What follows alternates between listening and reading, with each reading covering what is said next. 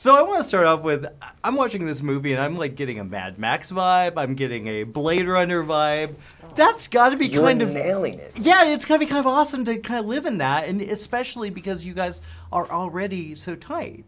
What was that like? And was that... Am I just making that up? Were you guys playing with those? Oh, absolutely. No, you're nailing it. That's Wes is entirely the whole opening sequence. I think everybody was thinking Mad Max. Fury Road, man. We were trying to stay away from that, obviously, but it's undeniable. Just the sort of comps to it, I guess. Yeah. And it absolutely inspired it. And Blade Runner is a huge inspiration for our filmmaker, and throughout these films, all three of them. And it's just kind of cool to be like, look, we still want it to be our own thing. It'd be amazing if anyone ever said one day like, oh, that movie reminds me of Maze Runner back in the day. That'd be amazing, you know. But these are all these movies that inform our films and influence them. So that's super cool that you caught on to that. Yeah, I mean, you look at this movie and you're like, a lot of these movies didn't have the success that this series does. Why is that for you? Well, I think for me, it's cool that I hope people can appreciate movies like this. Like when you watch the opening sequence, I loved seeing it on the big screen, and that's what growing up as a kid, like I love seeing movies like that on the big screen. Yeah. And so I hope that doesn't become a dying art, and I hope that because of a Mad Max or because of our film, if we can even be blessed to be put in that same category, can have that same kind of excitement and just drive people to go to the theaters and watch big movies be made. Both of you two have a pretty heavy emotional arc.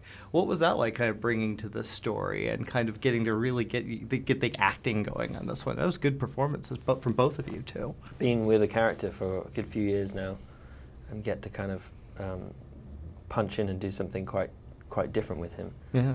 That was just an enjoyable experience, and kind of opened me up to kind of a new side to that character, which was nice.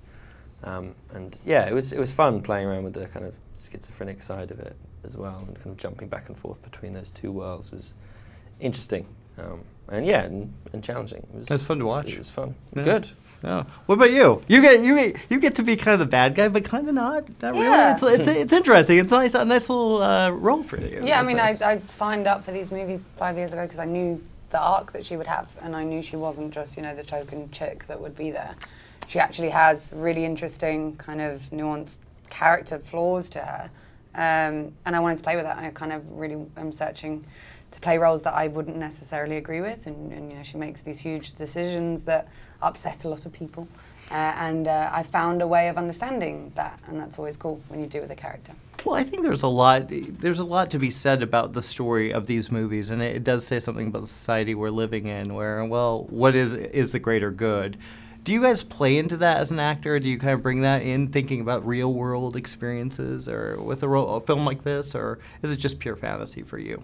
No, with anything, I think you're always informed by yourself and how your mind works, and with certain things, obviously you're still playing a character, but it's undeniable, it's unavoidable to kind of, I don't know, have parts of yourself, elements of you bleed into what you're playing and how you interpret a character and how you kind of see them, and choose to portray them. And so I think it's the only way I know how to even do it, I think, or start on, is just by going off of things that I've experienced, things that I know, or and then it's obviously all that blended with your imagination and putting yourself in the shoes of this person and putting yourself in this world and surrounded by these people, and then just and then you just wing it. What is this place? Who put us here? We don't know.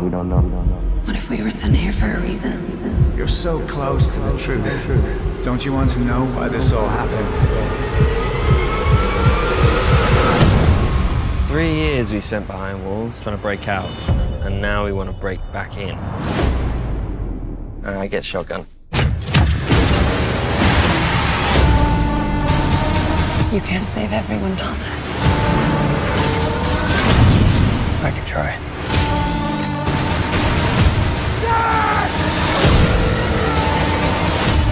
When the hell does it stop? It stops when we find a cure. There is no cure! Hang on! Thomas, you can save your friends, or you can save us all.